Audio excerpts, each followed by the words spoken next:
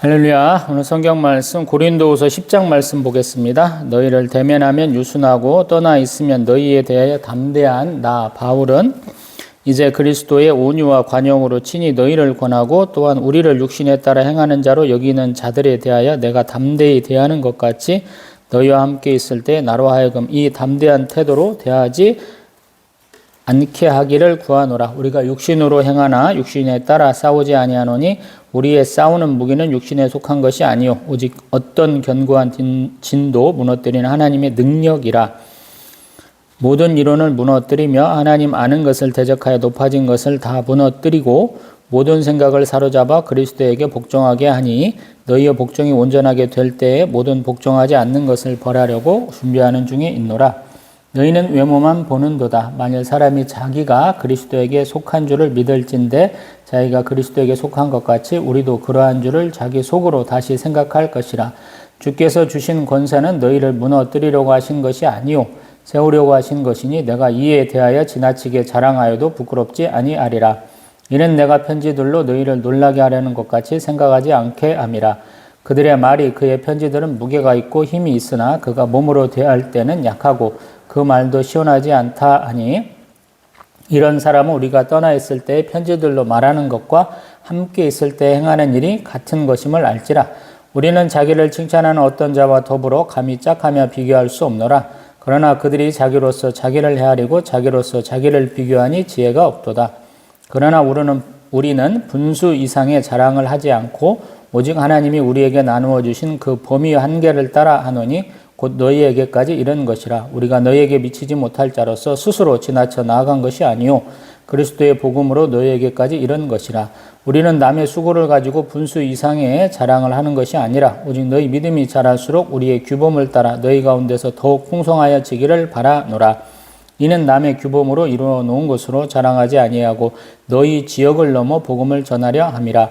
자랑하는 자는 주 안에서 자랑할지니라. 옳다 인정함을 받는 자는 자기를 칭찬하는 자가 아니요 오직 주께서 칭찬하시는 자니라. 아멘. 할렐루야. 지난주에는 이 건물 전체 교회가 임대해서 쓰는 건물 전체가 1, 2, 3층 전체가 전기가 나가가지고 촬영을 못했었어요. 그래서 굉장히 같은 내용을 가지고 설교하는 좀 특이한 경우가 됐습니다. 가끔씩 이런 경우가 어쩌다 한 번씩 있으면 이건 우연을 가장한 필연이다. 제가 항상 그렇게 말을 하죠. 고린도서 10장의 내용이 그렇게 뭔가 성경에서 중요한 부분이냐 그러면 그렇지는 않고요. 제 현재 상황으로는 좀 많이 중요한 것이 아닌가 싶어서 지난주에 참 독특하다, 좀 새롭다라는 것으로 어두컴컴해가지고 난로도 못 켜고 덜덜덜덜 떨면서 저희 세 식구 이 말씀 은혜를 받았는데 오늘은 이렇게 전기 다 들어오고 저도 옆에다가 지금 조그마한 난로 하나 켜놓고 있습니다. 항상 사도 바울의 가장 큰 약점이 뭘까요? 그러면은 슬로우 스타터의 그 약점이 있죠. 장점이기도 하지만 출발이 늦었어요. 예전 같으면 그 딱총이라고 그래서 화약 놓은 걸로 땅 쏘면 사람들이 툭 튀어나가야 되는데 그 스타트가 너무 늦은 거예요. 늦을 수밖에 없는 것이 그 출발을 못 하려고 막은 사람이라. 그리스도를 반대하고 믿지 않고 그리스도인들을 잡아 가두던 사람이라 늦었다라는 거야. 근데 그 늦은 정도가 우리가 생각하는 한두에 늦은 그런 정도가 아니죠. 아마도 그리스도의 공생의 3년 반을 우리가 얘기를 했는데 예수님 돌아가시고 나서도 한 이태 정도는 박해가 심하지 않았을까 좀 저는 개인적으로는 추정을 해보고요. 그 박해에 의해서 우리 사도들 빼고는 우리 일곱 집사님들 같은 경우, 일반 성도들 같은 경우 자기 고향 땅으로 많이 돌아가지 않았을까. 근데 우리 사마리아 교회가 세워진 것도 보면 정통 유대인들이 아니죠. 우리 헬라인 정도에서 이렇게 믿었던 분들이 가서 복음 증거하고 교회가 세워졌고 그런 일들이 누군가가 이루어지니까 자극을 받은 것이겠죠. 사실 자기 고향 땅 떠나서 살기는 쉽지 않거든요. 그래서 그런 분들이 더 쪽쪽 빠져나가면서 다메섹까지 이렇게 복음이 증거됐고, 또 그러다 보니까 우리 사울도 그들을 잡으려고 대제사장에서 체포영장 갖고 가다가 예수님한테 혼나거나 이렇게 눈을 이렇게 못 뜨는 장님이 됐다가 눈을 뜨고 개안을 해서 즉시 예수는 하나님의 아들이시다 라고 선포하고 다니면서 해보려고 그랬는데, 양쪽에서 그리스도를 박해야 하던 쪽에서는 저 새끼가 배반했네? 또 우리 기독교인들한테는 저런 놈 우리가 어떻게 믿어? 이래서 한참은 고향 땅에 갔다 있다 왔다 그러잖아요. 그게 한 몇 년만 잡아도 토탈 한 10년 정도 이렇게 늦은 것이 되잖아요. 물론 그에게는 선교사로서 살았던 삶 한 20년 정도가 있긴 하지만, 그 10년의 삶을 사람들은 어떻게 볼 것이냐라는 거예요. 우리도 그러잖아요. 대한민국에 석박사들이 엄청 많죠. 저도 목회학 석사, 문교부 인가로 목회학 석사를 이렇게 했습니다만은, 어떤 분야는 박사보다도 석사한 교수가 지도교수 있던 것 과목이 있다 그래요. 형님이 가끔씩 그런 얘기를 해주잖아요.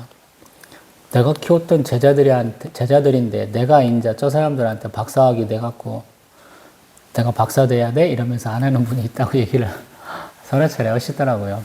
이게 이제 한국이 6.25 전쟁, 군사 독재 정부, 세계에서 가장 가난한 나라 중에 하나여서 선진국으로 쭉 성장해 오면서 있었던 것이겠죠. 다양한 학문들에 의해서. 사도권도 그런 게 아닌가 싶어요. 우리 건설 현장에 가면 이제 사람들 이렇게 모아놓고 일시키는 사람, 예전에는 십장이라 그랬나요? 그런 분들이 한국 사람이 아니고 중국 동포나 이런 분들이 굉장히 많아졌다 그래요.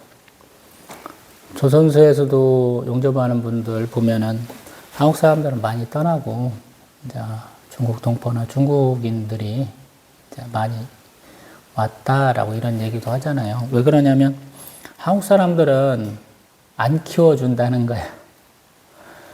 자기 아들이거나 친한 사람의 아들을 데려다가 일을 시키면서 이렇게 조금 키워주는데, 나머지는 일 배운다는 이유로 월급을 싸게 조금밖에 안 주고 또 일만 시키다가 내보낸다는 거예요. 그러니까 후계자가 없는 거예요, 솔직히 말해서. 근데 외국인들은 그렇지 않다는 거예요. 오면 기술 가르쳐 준다는 거예요. 그래서 자기가 성장할 때 밑에 사람도 쭉 올라간다 그러거든요. 사도 바울은 어떤 입장이었을까요? 보면 일을 가르쳐주는 입장이겠죠. 자기가 대가 없이 받았으니까 대가 없이 베푸는 그런 형태의 선교를 했을 거라는 생각이 들거든요. 근데 12사도들 정도 되면, 7집사님 정도 되면 그게 불가능하죠. 응? 왜 불가능할까요? 보면은 그들에겐 권위가 있잖아요. 예수 그리스도가 직접 뽑은 분들이잖아요. 자기들이 이렇게 결정한 거잖아요. 자기들이 어떤 전통을 세워가고 어떤 조직 체계를 만드는 것 안에서 만들어진 거잖아요. 내가 여기에 가야 되는데 그 조직 체계를 무너뜨릴 수는 없는 거잖아요. 일본 놈들 정치 체계가 그렇잖아요. 도대체가 이 정치 체제는 민주적이지도 않는데, 전제주의적인데 민주주의라고 지네들이 계속 우기잖아요. 거긴 일당 독재잖아요. 자민당 하나로 그냥 끝나잖아요. 이번에는 이상하게 자민당이 분열해가지고 조금 총리 인선이 조금 비틀어지긴 했죠. 여자 총리가 처음으로 뽑히면서 2025년에 센세이션하는 일이기도 합니다. 그렇기 때문에 몇 차례나 말씀드렸습니다만은 고린도 지역은 굉장히 상업이 발전한 지역이다. 돈이 풍성하니까 다른 기타 문화적인 것들, 종교적인, 사상적인 것들이 융성할 수밖에 없다라는 거예요. 한국도 마찬가지예요. 가난한데 뭐가 중요해요? 먹고 사는 게 중요하지. 기술 배우려고 그랬잖아요, 예전에는. 월급 안 줘도 되니까 밥만 먹여주세요. 제가 기술 배울게요. 그러면서 두들겨 맞아가면서 욕먹어가면서 배우신 분들이 많잖아요. 지금은 이제 그런 것 자체가 안 되고. 그렇기 때문에 이 사람들은 뭔가 좀 있어 보여야 되는 거야. 내가 너를 따르면 너가 가지고 있는 권위, 너가 가지고 있는 지위를 가지고 나도 그걸 따라서 상승해야 되는 거야. 이게 무슨 말이냐면 수많은 교회에서 유명한 목사님들, 큰 교회 목사님 밑에서 부교육자 하던 사람들, 책 좀 쓰고 유학 좀 해갖고 신학 박사하고 가까운 사람들을 담임 목사로 많이 초빙도 하시죠. 청빙도 하시고 유임도 하시는 이유가 그래서 그러거든요. 그 사람이 그렇게 했다는 거야. 뛰어난 목사 밑에서 생활의 평가가 그런 사람이 왔으니 우리 교회의 격이 높아지는 거야 이렇게 생각한다. 목회계획서 내라고 하잖아요. 그 교회에 몸담은 적도 없는 사람들한테 목회계획서 갖고 그래. 어떤 사람은 막 이렇게 막 많이 되지도 않는 햇소리를 막 이렇게 막 상상의 일을 막 써갖고 오는 거야. 가능성이 없어. 될 가능성이 거의 없어. 근데 이걸 갖고 오는 거를 장로들이 좋아해. 우리에게 꿈과 소망을 주시는구나. 이러고 굉장히 좋아해. 그래서 한국 교회가 망하고 있잖아요. 되지도 않는 공상소설을 보면서 좋아하시니까. 교회가 부흥한 이유는요, 굉장히 우리 사회 구조적인 문제였어요. 먹고 살 게 없어. 제가 그런 비난도 해봤잖아요. 일본과 독일에는 전후에 싸워야 되니까, 공산주의하고 소련하고 싸워야 되니까 그들이 갖고 있던 산업, 그 사람들 비행기도 만들고 탱크도 만들고 배도 만들던 사람들이잖아요. 차도 만들던 사람들이. 그 공업을 막 키워줬어. 그래서 동유럽에서는 소련을 막았고 우리 아시아에서는 북한을 막은 거죠. 저는 복구하는데 그 나라 일본이나 독일이나 몇 년 안 걸렸어요. 1960년대 일본이 어마어마하게 부강한 나라가 됐어요. 지금도 마찬가지고. 미국 밑에 서부 열강 중에서 잘 나가는 나라 누구예요? 일본하고 독일 들잖아요. 그때 그렇게 된 거예요. 우리가 그때 하고 있던 거는 1차 산업이야. 일본 놈들 댐 몇 개 짓고 공장 몇 개 짓고 이런 거밖에 없었는데 그것도 없었는데 그것도 다 북한 지역에 있었던 것이고. 왜? 발전소를 화력발전소가 아니잖아. 석탄발전소가 아니잖아. 되게 수력댐이니까 거기에서 전기를 생산해야 공장을 돌릴 거 아니에요. 남한엔 전기를 쓸 수가 없잖아. 남한에 그 사람들이 뭐 했어요? 먹고 살기 복잡하니까 우리가 몽땅 다 줄게. 농산물 싹 오니까 농사 지어봐야 남는 게 없어요. 다 망했죠. 물가 폭등하고 일거리 없고 전쟁으로 사람들 많이 죽었지만 결국엔 갈 데가 어디밖에 없어요. 뭐 박정희가 경제개발 5개년 계획 몇 차에 걸쳐서 잘했다고 추앙하는 미친놈들은 그러잖아요. 나라를 살렸다고. 우리 김대중 전 대통령이 경부고속도로 뚫면 안 돼요 가갖고 앞에 가서 막 나를 밟고 가시오라고 막 시위했다고 막 비웃는 놈들 있잖아요. 야, 이 빙신 같은 놈들아, 1년 예산 사람들 그거 있어야 먹고 사는데 춘궁기다고 사람들 수많은 사람들 굶어 죽고 있는데 그 돈 가지고 경부고속도로 까는 게 일이냐고. 건설비보다 수리 유지비가 더 많이 드는 게 경부고속도로예요. 개판으로 지었다는 얘기예요. 그 개념을 모르더라. 그럼 어떻게 했어요 그 당시? 시골 살던 사람들은 없어요. 할 게 없어. 농사 지어도 먹고 살 게 없는 거야. 그럼 어떻게 해요? 도시 빈문으로 간 거죠. 그나마 일자리가 있을까봐. 그래서 도시에는 사람들이 빠글빠글해요. 그래서 목회자로서 최소한의 영심이 있는 분들이 어떻게 했어요? 교회에서 자라라고 해주신 거잖아요. 교회에서 자고 하나님한테 기도하고 다음날 나가서 일거리 찾아서 일하라고 하신 거잖아요. 그래서 많은 교회가 부흥했잖아요. 가난한 분들에게 꿈과 희망을 줬잖아요. 우리에게 빈민구제는 남 일이 아니잖아요. 교회가 그런 역할을 했어요. 좋은 거예요. 지금은 그런 상황이 아니잖아요. 상황이 바뀌었잖아요. 교회에서 뭐라고 그래요? 똑똑한 사람을 장로로 세워요. 기업체 사장을요, 안수집사를 줘요. 제가 얘기했잖아요. 교회가 얼마나 썩었는지 얘기하는데. 시골에서 장로님을 한 분 세우려고 그러는데, 목사님이 후보들 몇 분 중에서 물어본 거예요. 잘로 신실한 분이 있어. 새벽 예배 안 받고 들었냐고 하는데, 그분한테 장로님 되시려면 양복 한 벌은 있어야 되는데, 사실 수 있어요? 그랬더니, 안 돼요. 그랬더니, 그분은 안 됐어. 개판인 거지. 교회에서 사드리면 되잖아. 첫 번째 교육전도서 사역을 제가 그런 데서 했어요. 이리 어양교회. 두 번째 모신 젊은 목사 밑에서 제가 부교육자 생활을 하는데 그 앞에 천막 치고 개척하신 목사님이 전통을 참 잘 세웠더라고요. 안수집사, 권사, 장로가 되시면 교회에서 이렇게 앞에다가 상을 하나 딱 놓으면은 거기다 성도들이 갖다가 선물을 딱 줘요. 교회에다가 헌물하고 뭐 헌금하고 이런 걸 강요하는 게 아니고 성도들이 아유 축하한다고 선물 갖다 놓더라고요.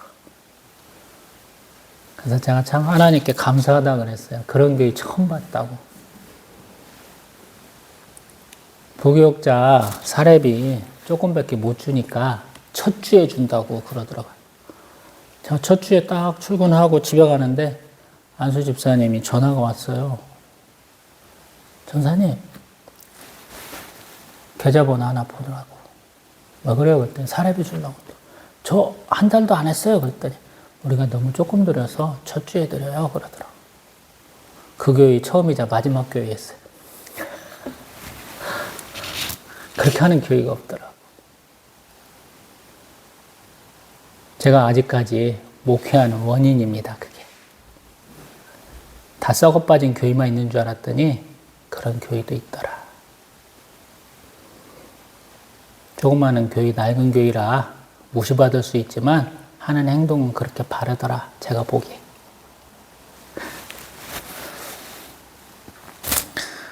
고린도서 10장 이하로는 사도 바울이 가장 아킬레스건이라고 여길 만한 자신의 영린, 자신의 트라우마로 여길 만한 사도권에 대한 얘기를 해요. 고린도후서 지금까지 쭉 오면서 왜 이 사람들한테 간다고 했는데 못 갔다고 미안하다고 벌벌벌 길면서 조금 지나니까 야 마게도니아 교회는 예루살렘 교회에서 구제연금 준비하고 있는데 니들도 해야지 그런 얘기 하냐고. 그 얘기만 쭉 하다가 다시 사도권에 대한 얘기로 오잖아요. 근데 고린도 전서는 그냥 하고 싶은 얘기 다 했어.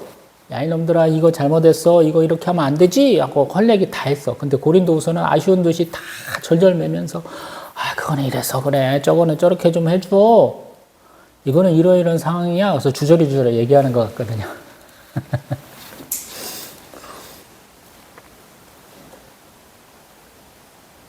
이게 참 재밌잖아요. 제가 겪은 일이기도 해서 개척 11년 차를 맡고 있는 저하고 아들내미, 저희 사모, 셋이 드리는 예배 가운데에서 겪고 있는 일이에요. 저는 우리 청야교회, 아산 청야교회 성도이기도 하고 이렇게 설교하는 강도장로, 또 목사이기도 하고 또 교회를 다 이렇게 관리하는 관리집사이기도 하고 재정도 담당하고 있고 모든 걸 다 해죠. 만능 플레이어를 하고 있어요. 능력도 없는데.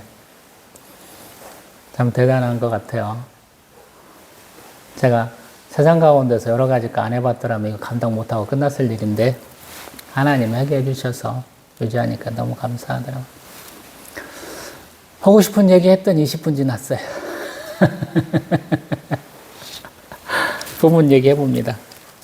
지난주 제가 고린도후서 10장을 얘기하면서 1절에 담대한, 2절에 담대히, 또 담대한 이 말씀 갖고 굉장히 은혜를 많이 받았던 것 같아요.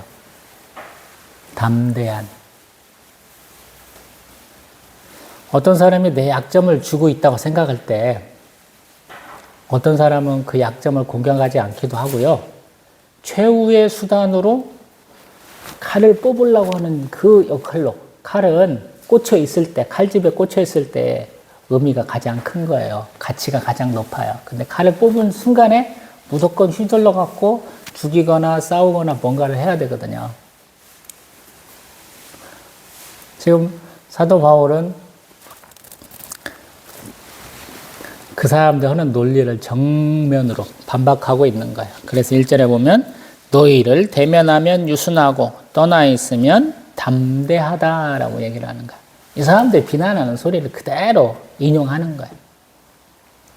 앞에 있으면 말도 못하는 저 쭈구리가 편지는 왜 그렇게 날카롭게 보냈냐라는 거예요. 자신 있으면 얼굴 맞대보면서 하지. 그거 못한다고. 얼마 전 국회에서는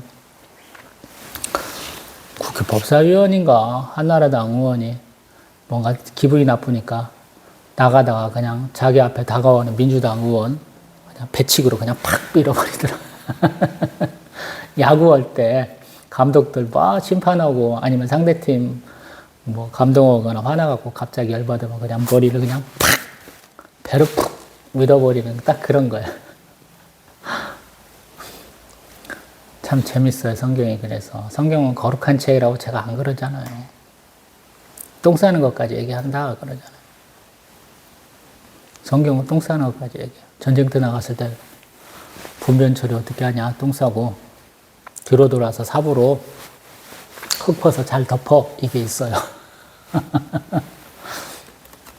우리 금요일 날에 이사야서 보는데 이사야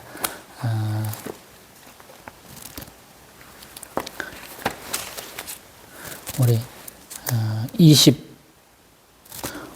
10절에는 거름물 속에서 초계와 같이 밟힌다 이런 소리를 내요. 그것도 자기 초소에서 밟힌다 그래요. 거름물이 뭐냐면 우리가 생각할 때 그냥 낙엽도 있고 음식물 쓰레기도 있고 그러는데 그냥 옛날로 말하면 재래식 화장실이야.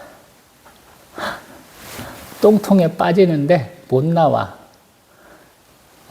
똥통이 얼마나 넓은지 헤엄쳐갖고 나오고 싶은데 못 나오게 거기를 머리를 밟아버린다 이런 표현을 쓴다 제가 그랬거든요. 성경은 그래서 굉장히 원초적이면서도 상상할 수 있는 걸 주는 거예요. 우리는 상상 못해. 저희 아들내미가 상상했겠어요. 재래식 화장실 저희 아직도 남아있는 본가에는 재래식 화장실이 아직 남아 있었지만 형님이 개보수 오시면서 없애버렸는데 보긴 봤어요. 어렸을 때. 우리 1970년대생은 시골 사셨으면 뭐 재래식 화장실 다 써보셨죠? 뭐 진한 똥돼지, 제주의 똥돼지들 알고 계시잖아요. 근데 그것을 정면으로 얘기를 한다라는 거예요. 내가 왜 담대한 줄 아니? 라고. 이게 이제 수사법, 그들이 말하는 사람의 논리를 우리가 좀 이해를 하게 돼요. 왜냐하면 우리가 토론, 뭐 배틀, 뭐 이런 걸 하잖아요. 말로 싸울 때, 논리를 갖고 싸울 때 상대방의 논리를 그대로 인정하면 안 된다 이러잖아요. 반박할 수 있어야 된다. 또 남이 하는 얘기에 있어서 너무 광분하면 안 된다 그러잖아요. 승자의 여유라는 게 있잖아요. 그래? 그런가 봐. 하고 넘어가고 다른 얘기 해버리면 막 죽자고 달려든 사람이 뻘쭘해잖아요. 근데 사도 바울이나 예수 그리스도는 항상 받아줘요. 그리고 그 사람들이 깨닫지 못하고 있는 것 내지는 한 차원 더 높은 거 그걸로 얘기를 해주시거든요. 예수님이 항상 율법을 가지고 말하시면 율법의 그 핵심이 뭐냐고 그거 갖고 항상 가르치시잖아요. 아이 무식한 놈들아 그것도 몰라 이렇게 하시는 게 아니고 그건 너희가 오해했어. 너희가 그렇게 하는 것은 잘못된 것이야 라고 통렬하게 반박을 하시잖아요. 처음엔 받아주고 다음에 그 사람들이 말할 수 없도록 더 정연한 논리로 깨우쳐주시는 경우가 많잖아요. 사도 바울은 아마 굉장히 똑똑한 사람이었을 것이다 라는 생각이 들어요. 가말리엘이라고 하는 그 당시 최고의 학자에게서 수학을 했잖아요. 그 사람들이 이렇게 학자라고 부를 정도로 석학이라고 붙을 정도면 그 당시에 그 사람이 하는 말이 법이에요. 쉽게 말하면. 굉장히 논리적인 거예요. 이 법에 대한 해석을 좀 해주세요. 그러는데 그가 그렇게 말했어. 그럼 그 말이 맞네. 이렇게 인정을 하는 거예요. 제가 비평의 3대 요소를 얘기하잖아요. 작가, 작품, 독자 세 가지가 있다고 그랬잖아요. 예전에는 작가가 너무 유명하면 작가의 모든 작품은 다 훌륭한 작품이야. 독자는 그 앞에서 그냥 끔뻑 죽으면서 그가 한 말 열심히 써서 외워서 잘 써먹어 그래. 우리는 잘 모르지만 외국 애들은 아직도 책을 많이 보는 사람들이 제법 있는가 봐요. 제가 이제 최신판은 모르겠지만 예전 같으면 누가 이런 말을 했어 라고 그걸로 권위를 빌려갖고 상대방한테 말하는 거야. 제가 언젠가 이호령 교수님이 쓴 글에 대해서 비판을 한번 해본 적이 있죠. 누구 무슨 철학자의 무슨 맛을 들어서 얘기하시는 게 있더라고요. 그래서 제가 참 똑똑하신갑다 그러면서 한편으로는 참 무식하신갑다 그랬어요. 똑똑하면 내 얘기할 수 있거든. 저희 교단에서 우리 신학의 가장 기초를 잡아주신 박형용 박사님을 제가 우습게도 보잖아요. 왜? 본인 주장이 하나도 없어. 책 보면 어떤 신학자가 무슨 말했고 이산현학자 무슨 일했기 또 맨날 이런 나엘이야. 그래서 자기 주장이 없어 결국에는. 그러니까 우리 교단의 신학에 대해서 비판적인 사람들이 와갖고 한판 붙자 그러면 앞에서 말을 못해. 왜 내 것이 없으니까. 자기 철학, 자기 신학에 있는 사람은 강한 부분과 약한 부분이 있기 마련이에요. 저도 마찬가지. 우리가 관절이 그렇게 생겼잖아. 사람의 뼈 중에 가장 강한 뼈가 어디예요? 두개골이 가장 강하다 그래요. 근데 이 두개골도 보면 짜맞춰져 있어. 뼈들이 붙어 있는데 잘 짜맞춰져 있다고. 성장하면서 이렇게도 커졌지만 어렸을 때보다. 손가락도 마찬가지고. 관절에 의해서 움직임이 이렇게 되는 거잖아요. 우리가 지금 관절이 여기 보면은 여기 있는 것처럼만 두 개밖에 없는 것처럼 보이지만 손바닥은 여기서부터 여기에만 뼈가 있어요. 여기서부터 쭉 연결되는 거예요. 관절이 많다 이 말씀이에요. 그게 있어야 제대로 정교한 움직임을 할 수 있는 거거든요. 그래서 강한 부분과 약한 부분이 있을 수밖에 없다라는 말씀을 드리는 거고요. 그리고 그러한 부분을 인정하게 되면 좀 여유로워져요. 자기 주장을 할 때 강한 부분과 약한 부분을 할 수 있다는 거예요. 뭐 숨기는 거하고는 좀 달라요. 우리 한나라당 국회의원들 보면 지 잘못은 이따마는데 앞에 나와서는 상대방 잘못 요만한 것 같고 지 눈에 있는 들보는 보지도 못하고 남의 눈에 있는 티끌 갖고 얘기하는 바보 같은 짓들을 많이 하더라고요. 서울에 집만 6채 있는데 그게 다 자가래, 자가. 자기 거주형이라고 말하는 당대표도 있잖아요. 바보예요, 그 새끼는. 그따위 개소리를 하면서 하고 있게. 자기 지역구에 집 한 채가 없어. 다 전세나 월세로 살면서 서울에다가 그것도 강남이나 그런 데다가 집 갖고 있는 저기 부산에 한나라당 국회의원들도 제법 되더라고요. 뭐 대구 경북 지역 다 그렇더라고요. 그런 사람도 있더라고요. 근데 사도 바울은 그런 걸 정면으로 항상 돌파하려는 경향이 있어요. 왜?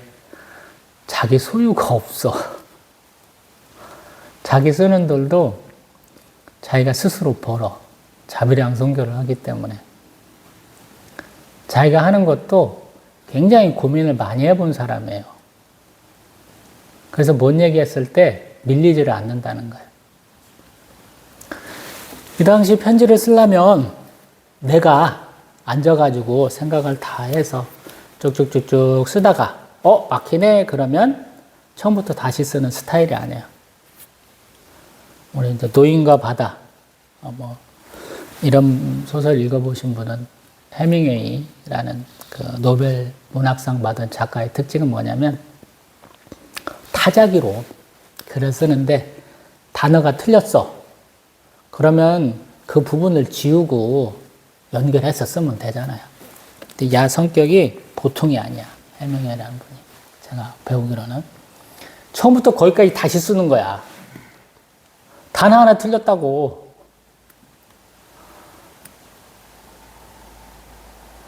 그래서 해밍웨이 작품이 굉장히 우리 영어에 달통하지 않은 분도 읽을 수 있어요. 문장이 짧아. 어려운 단어 별로 안 써요.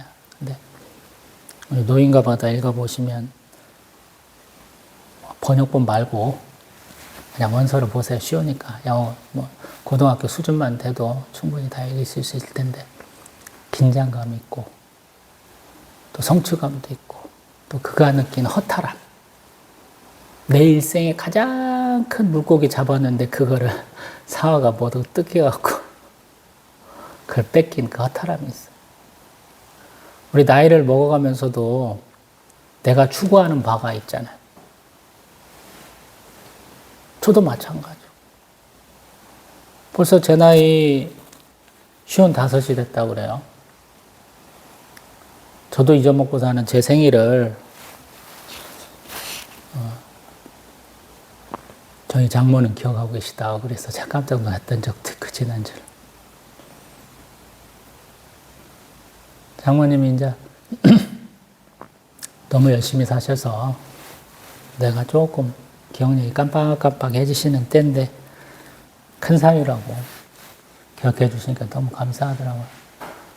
저희 어머니 살아계실 때도 치매로 굉장히 20몇 년 고생하시다 가셨는데 5남매 중에 막둥이 얼굴만 잘 알아와 주실 때 너무 또 감사하고 또 죄송하더라고요. 저하고 16살 차이 나는 큰형 계시고 형님 계시고 누나들하고 4년 차이니까 띠동갑 누님도 계시는데 그 긴 세월 함께한 형과 누나 대신에 저를 기억해 주신다는 게 너무 감사하고 그 어머니가 제 형과 누나들한테 남긴 무언가도 같은 말씀 때문에 형님과 누님들이 저를 신경 써준다는 게 너무 감사하더라고요. 그리고 이제 3절, 본문의 3절을 보면 그렇게 너희들이 나에게 나의 약점을 잡았다고 해서 열심히 공격을 해다는데 나는 너희들과 싸울 때 그러한 육신의 것, 너희들이 약점을 갖고 욕하지 않는다라는 거예요. 뭘로 너희들하고 싸우냐면 4절에는 하나님이 능력이다 그래. 참 이게 은격적이다라고 그래요. 저도 이 개척 11년 차를 맞아가면서 온갖 병신 같은 일들을 많이 겪었죠. 전도도 못하게 하는 그지 같은 놈도 있고 전도지 하나 건네는 것도 못하게 하는 놈들도 있고 참 다양한 일들을 겪어봤죠. 근데 참 놀라우신 하나님이에요. 저를 우습게 보고 저를 깔보던 놈들을 하나님 어떻게 대우하셨는지 다 알게 하시고 부족하게나마 하나님 뜻대로 살라고 이렇게 노력하는 저를 어떻게 이끌고 계신지를 깨닫게 하시는 때가 참 많거든요. 그래서 이렇게 하나님이 능력이다라는 말씀 앞에 저도 머리 숙여 하나님을 경배할 수밖에 없는 거죠. 5절에 보면 하나님을 아는 것을 대적하여 높아진 것을 다 무너뜨리고 모든 생각을 바로잡아 그리스도에게 복종하게 한다 그래요. 하나님의 능력이. 자기가 그랬잖아요. 예수 앞에 자기가 복종하게 하셨잖아요. 그래서 항상 기독교는 체험의 종교예요. 저는 그 말을 가장 많이 공감하는 것 같아요. 체험의 종교다. 내가 은혜를 받아야 된다라고 말하는 거예요. 제 아들 지금 감기 기운 있나? 알러지 올라왔나 지금? 자네요, 자.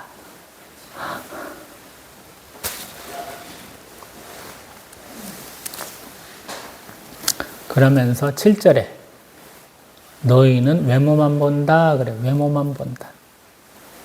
우리 그러잖아요. 내가 보고 내가 들은 것을 가장 신뢰하죠. 그럴 수밖에 없잖아요. 남이 정확히 봤는지, 남이 정확하게 말하고 있는지, 또 내가 정확하게 들었는지 한 번은 점검을 하잖아요. 응? 근데 사도 바울은 그렇지 않다라는 거예요. 우리 8절에 보면 주께서 주신 권세다 그래요. 자기가 사도된 거는 그리스도가 자기를 뽑았기도 했지만 우리 고린도전서 1장 1절에 하나님의 뜻을 따라 그리스도 예수의 사도로 부르심을 받은 사람 이렇게 표현을 했고 고린도후서 1장 1절에도 하나님의 뜻으로 말미암아 그리스도 예수의 사도된 바울 이렇게 얘기해요. 자기의 소명과 사명을 다 인정하는 거예요. 하나님 뜻으로 만들었다고. 그리고 성경에서는 이런 얘기를 많이 해요. 구약에서부터 소명장을 보면 너는 무엇이니 무엇 하라 이렇게 얘기를 해요. 지시적 명령적이라고 그래요. 신학적으로는 너는 무엇이야? 그러니까 무엇 해라는 거. 무엇이다라고 하는 지정, 정의에 의해서 자연스럽게 하나님의 능력이 주어져요. 그래서 그 능력을 가지고 행할 사역이 정해지는 거예요. 우리도 마찬가지거든요.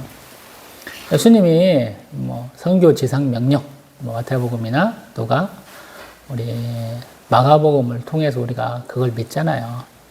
예수님 부활을 승천하시면서 우리에게 뭐 하셨어요?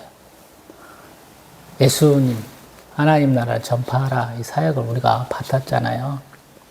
그럼 우리에게 그런 걸 할 수 있는 하나님의 권능, 권세가 주어진 거예요. 그거를 지금 이렇게 풀어서 지금 얘기하고 있는 거예요.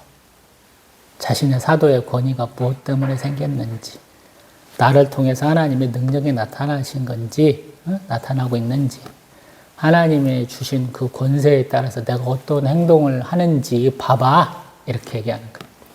이게 사도 바울이 가끔씩 이런 얘기 하잖아요. 나를 따르라! 그러잖아요. 참 대단한 거예요. 자신의 행위에, 행동에, 자신의 삶에 자신감이 있기 때문에 그러거든요. 저는 이런 거 못해요. 제가 저를 잘 알기 때문에. 제가 굉장히 형편없는 삶을 살기 때문에 그러고, 또 반대로 제가 그렇게 반성하고, 제가 그렇게 스스로를 평가하고 있는 만큼 상대방도 그렇게 보인다라는 거예요. 그래서 욕을 많이 하잖아요, 제가. 니까짓 게? 제가 그러잖아요. 왜 해보니까 그래요. 뭔가 하나님의 은혜를 받고 제가 이 부분은 확실하게 이것이다 라고 확신이 들면 그 부분으로 가보면 그렇게 되더라 하는 것들을 몇 가지 체험을 하다 보니까 그렇게 되더라. 사람 눈치 안 보고 하나님 눈치만 보면요, 한국교회 많이 뒤집어질 겁니다. 많은 사람들 쫓겨나고 이단들은 더 번성할 거예요. 나 교회 갔던데 말도 안 되는 놈의 새끼가 되지도 않는 논리로 나를 정죄하더라 그러면서 이단에 가서 팍팍 붙어갖고 현재보다 이단이 한 2배, 3배 이상 팍 웅성할 거예요. 성도 같지 않은 이단들이 너무 많아서. 10절에 사도 바울을 또 비난하는 소리가 있죠. 아까 1절에 너희를 대면하면 유순하고 떠나 있으면 너희에 대해 담대하다. 이게 고린도 교회의 불평분자들 하는 얘기고, 또 10절에 그의 편지들은 무게가 있고 힘이 있으나 그가 몸으로 대할 때는 약하고 그 말도 시원하지 않다. 이게 하는 얘기. 우물쭈물한다. 우리 한편으로 박형룡 박사님 욕하면서도 참 사모님은 대단한 분이십니다 하는 얘기가 있어요. 박형룡 박사님이 글을 너무 책들을 열심히 쓰시다 보니까 바빴나 봐요. 근데 사모님은 옆에서 지켜보니까 조금 여유가 있잖아요. 사모님은 어느 날은 그냥 박형룡 박사님이 원고 이렇게 많이 써놓은 걸 집어다가 그냥 아궁이다가 던져보려고 그런다는 거예요. 박사님은 갖고 왜 그래 그랬더니 당신 책 쓰면서 한 번이라도 기도했어? 그러더라고요. 쫄아갖고 박사님 다음부터 기도할게.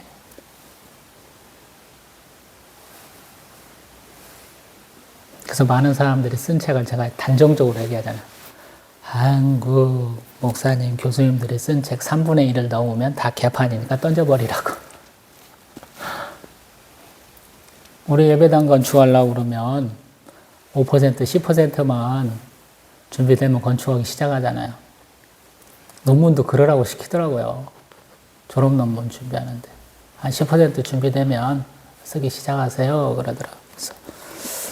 그리고 서문은 맨 마지막에 쓰세요. 그러더라고요. 다 쓴 다음에. 맞는 얘기기도 해. 근데 틀린 말이 있다. 야. 짧은 리포트 하나 쓸 때도 최신 거 10년 이내의 책과 논문을 몇십 개를 써야 될 경우가 있더라고요. 예배학 수업을 봤는데 교수님 굉장히 바빠요. 그때 총장 후보라서 우리도 72만 5천 볼트 송전선 지나가는 것 때문에 굉장히 바쁠 때라 학내가 어수선수 날 때라 리포트로 대체할 때가 있었어요. 기말고사를 대체했던가. 우리 신대원 다니는 모든 전도사님들 중에 가장 예배를 안 드려봤을 수 있는 사람이 저예요. 한 1,800명 되는데 1, 2, 3학년 다 합치면. 그래서 가장 부끄러운 마음에 예배학 그 리포트를 제가 3년 동안 낸 리포트 중에 가장 열심을 다해서 썼던 것 같아요. 졸업 논문 다음에 그걸 졸업 논문은 자료가 없어서 그냥 그대로 있는 그대로 쓰고 재인용 그랬어요. 논문에 실체도 없어. 우리 사당동 충신 대학교 도서관에도 없고 신대원 도서관에도 없고 근데 인터넷 보면 올라와 있고 그래서 재인용 토시 하나도 안 빼고 그대로 썼습니다. 창피하게 그렇게 쓰면 안 되는데. 근데 예배학은 좀 제가 신경을 써서 썼어요. 아마 인용한 책과 논문만 몇십 개를 썼던 것 같아요. 저는 아니겠지만 저희들 다시 인용한 게 너무 적으면 다시 본인이 알아서 다시 제출하라는 소리를 다 했다는 거예요. 그 예배학 수업 받는 사람들 한 3개 반 정도 됐었는데 저는 그럴 필요가 없잖아요. 앞에 첫 장에서부터 예배학 할 때 우리 대표기도 하는 것 같고도 벌써 책을 여러 번 보면서 대표기도 누가 했다는 것부터 제가 얘기하고 있었으니까 참 무사하게 넘어갔던 것 같아요. 말 잘하는 사람이 똑똑한 사람이다. 이게 수사학에서 말하는 거예요. 서양인들 중에 말 못하면 정치인 못해요. 항상 리더는 말 잘하는 사람이야. 근데 우리는 능력은 어디서 오는 거야?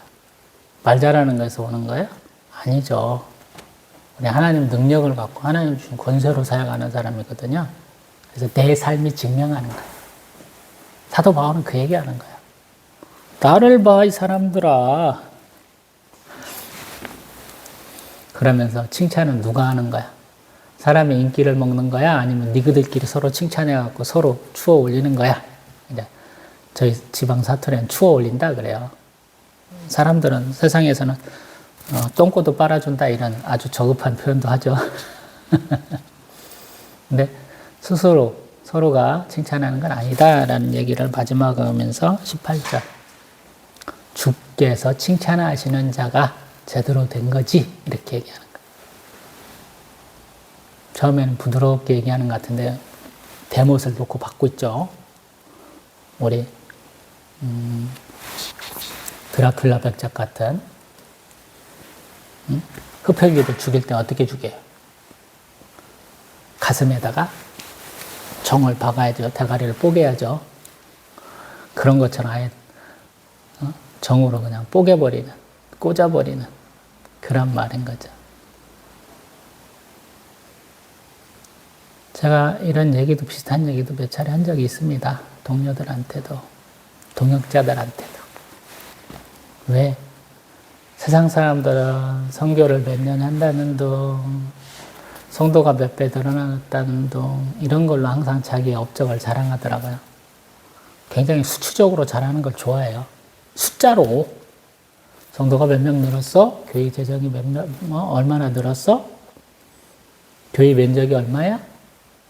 어떤 사람은, 교회에서 쓰는 차량이 몇 대야? 이런 걸로 자랑하더라는 거예요.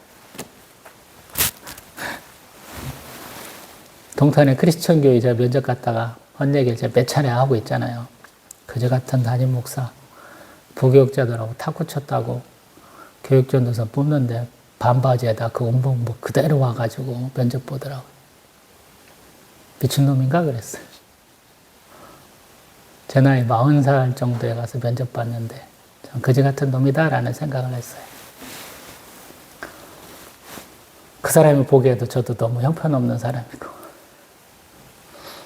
모태신앙도 아니고 35부터 신앙생활 시작했는데 5년도 안 돼가지고 신대원 1학년생이 돼가지고 교육전도사 뽑는다고 왔더니 얼마나 폭폭하겠어요. 근데 보는 저 입장에서는 너무 가짜나더라고요. 본인 교회에 신도시로 와가지고 예배당 크게 짓고 스타렉스 몇 대 더 늘렸다고 자랑하고 계시더라고요.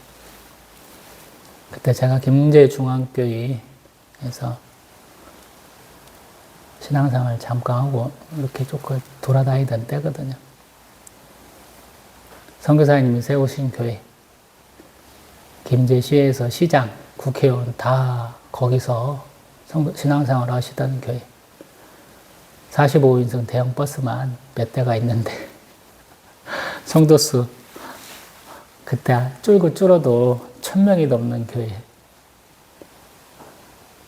담임 목사 미국에서 신학 박사도 받았고 저희 교단에서 손꼽히는 큰 목사님 밑에서 수제자라고 불리던 분이고 미국에서 개척하고 자립교회, 조직교회 만드시고 초청받아서 오신 분인데 그런 사람에 비해서 형편없는 인간이 하는 얘기가 수요일에도 오라라는 거예요. 신대원 1학년은 원래 못 나가요. 사역을 못 해요. 밖에 나가라. 수요예배도 채플도 자기가 통학하지 않는 이상은 서울이나 가까운 데서 통학하지 않는 이상은 기숙사에 머물면 채플도 해야 되는데 그거 하지 말고 오라라고 그러더라. 그러면서 하는 말. 그때는 시급이 쌌던 것 같아. 시급 3,000원짜리 알바도 최선을 다하는데 너희들도 최선을 다해야지 그런 개소리를 막 서슴없이 하더라고요. 제가 이 목회를 하면서 욕한 사람들이 몇 명 돼요. 신대원 면접 봤을 때 저희 면접관 교수 면접 보고 내려가면서 한 5시간 내내 욕했던 것 같은데 그 다음으로 욕 많이 하는 사람이 동탄 크리스천교회 담임 목사 제가 욕 되게 많이 했습니다. 인격적으로도 문제고 신학적으로도 문제다.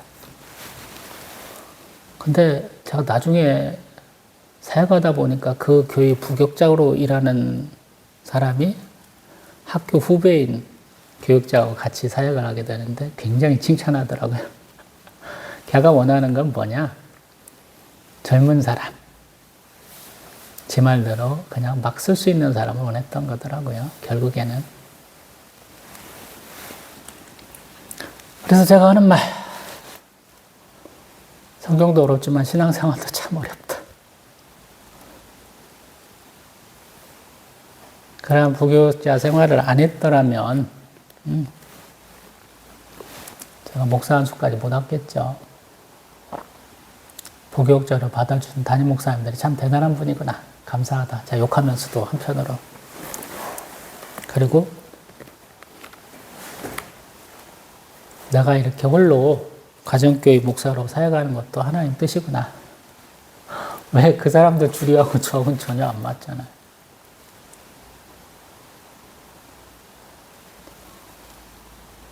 밑에 사람이라고 막 제가 뭐라고 하지는 않거든요. 살아봐서 알잖아요. 길거리 장사를 해봤고 자동차에서 붕어빵도 팔고 과일도 팔고 꽃도 팔아본 사람이라 갈치도 팔아본 사람이라 어떤지 알잖아요. 중국어로 보따리 삶도 해봤잖아요. 다양한 삶을 살아봤기 때문에 삶의 형편에 있어봤기 때문에 경기도에서 살아봤고 인천에서 살아봤고 전라북도에서 살아봤고 그래서 참 세상은 좀 넓구나. 사람도 좀 다양하구나 라고 인정하는지라 그런 면에서는 조금 제가 더 큰 사람이지 않을까 하는 생각을 하게 되더라고요. 한 지역에서만 골고 구른 사람들 토박이들하고 얘기하면 깎아보잖아요. 되게 깎아보잖아요. 먹는 것도 안 맞아. 말하는 것도 좀 개판이야. 얘기할 거리도 없어. 세상에서 얘기할 거는 무궁무진해요. 아버지를 제가 반만 닮아서 그런지 모르겠지만 어떤 사람하고 처음 봤는데 얘기할 거리는 무궁무진하거든요. 저희 아버지 생전에 그랬다고 그랬잖아요. 처음 만난 사람하고도 얘기 잘 하신다고. 다이다 드신 동년배 20살 많은 형님들하고도 얘기 잘 하시고 자기 손주뻘밖에 안 되는 분하고도 얘기 잘 하세요. 참 독특한 분이셨어 저희 아버지. 제가 봤을 때 좀 깔딱거리면서 노는 저런 애들하고 아버지가 왜 말씀하시지? 그러는데 껌 딱딱 씹는 지지바하고도 아버지는 얘기를 하시더라고요. 왜 그런지 몰라. 아버지는 그런 친화력을 가지신 분이셨어요. 저는 그렇지 못했던 것 같아요. 근데 인정은 하게 되는 거죠. 말씀을 맺습니다. 지난주 전기 안 들어가가지고 한 말씀하고 좀 기존은 비슷하게 하는데 내용은 조금 다른 것 같아요. 왜 그러냐면 노트 없이 설교하기 때문에 오늘의 감동 때문에 설교하기 때문에 그래요. 지난주는 담대하라. 이 평가라는 부분에 있어 하나님이 평가하신다는 부분에 대해서 제가 굉장히 강조해서 설교했다고 생각하는데 오늘은 조금 다른 것 같아요. 더 자유로워진 것 같아요. 왜 그럴까 보니까 하나님 좀 저에게 자신감을 좀 주신 것 같아요. 아 이러면 또 저런 또 어떠냐. 너는 너지 않니. 너는 네가 원하는 삶을 살겠다고 한 게 아니고 나를 향한 삶, 하나님을 향하여 나아가는 삶을 선택한 자가 아니야. 이런 말씀을 주신 것 같아서 조금 관점이 바뀐 것 같아요. 일주일 사이에. 남의 시선이 뭐가 그렇게 중요해요, 여러분. 내가 만족하면서 살면 되지. 제가 그런 얘기 많이 했잖아요. 옆에 외제차 타고 다녀, 여름에. 컨버터블이야. 벗기면서 그 더운데 선글라스 끼고 운전하는 이유는 뭐예요? 나 좀 바라봐줘 그러잖아요. 제가 그런 분 옆에 오면 뭐예요? 아이고 좋은 차 타네? 그러면서 말잖아요.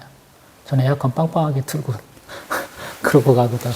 더워 죽겠는데 뭔 에어컨 틀지 여름에 뭐 미쳤다고 그거 문 열고 가요.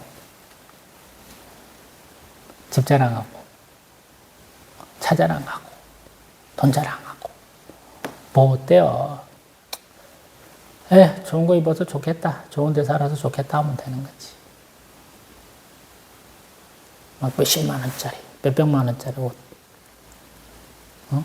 시계도 막 몇천만 원짜리. 뭐 어때? 오늘은 시계도 안 차고 왔네. 시계 필요도 없는데 뭘. 하나님은 그러시는 거예요. 자랑해야 되고 그 사람과 비슷한 수준은 돼야 되고 내가 스스로 성취하는 게 아니고 남을 통해서 얻을 만한 것을 신경 쓰지 말라는 거잖아요. 사도 바울은 그러잖아요. 초엘리트라니까요. 우리 한국 사회로 얘기하면 미국 시민권자야. 대한민국에서 노터치야. 그리고 쭉 하다 보면 자기도 최고의 학문의 권위자, 율법의 권위자가 될 수 있는 거예요. 대제사장도 알아주는 사람이에요. 저 신진이네. 저놈 잘 키워야 되겠네. 이런 사람이거든요. 세상 사람도 알아. 저놈은 절대 내 옷 갖고 도망갈 놈이 아니야. 성도들한테 막 투석형은 요만한 거 던지는 거 아니라고 그랬죠. 머리만큼 큰 거 던지는 거라고 그랬지. 그거 던질 때 겉옷 맡겨두는 사람. 돌 큰 거 던지려면 힘써야 되잖아. 겉옷을 벗어. 원피스 형태의 옷을 벗어갖고 너 이것 좀 맡아놓고 있어? 알았어. 걱정 마. 내가 옷 하나 갖고 튀겠니? 사람들이 옷 다 맡겨놓고 가서 돌 던질 때 옆에 있었던 놈. 그런 사람인데 정말로 하나님의 사람으로 바뀐 것이죠. 근데 이런 사람이 자기 모든 걸 다 털었어. 근데 그런 사람한테 와가지고 험담을 하는 거죠. 험담할 때 지난 시간에 여유롭게 받아친다라는 쪽으로 해석을 하는데 오늘은 강하게 받아쳤다. 이렇게 해석을 하는 거죠. 종잡을 수가 없어. 어떤 때는 여유로운 것 같고 어떤 때는 강하게 비틀어가지고 에라이 뒤져라 이 새끼야 그러면서 이렇게 드라큘라 가슴에다가 정 박는 것처럼 때려박는다고 오늘은 제가 그런 표현을 했잖아요. 때로는 제가 용기 100배에서 오늘같이 직접적으로 교회하고 목사님들 이름까지 다 얘기하잖아요. 어떤 때는 못 하잖아요.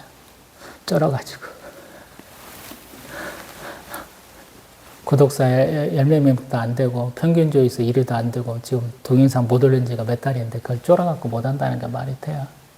잘못한 건 잘못했다고 얘기해야지.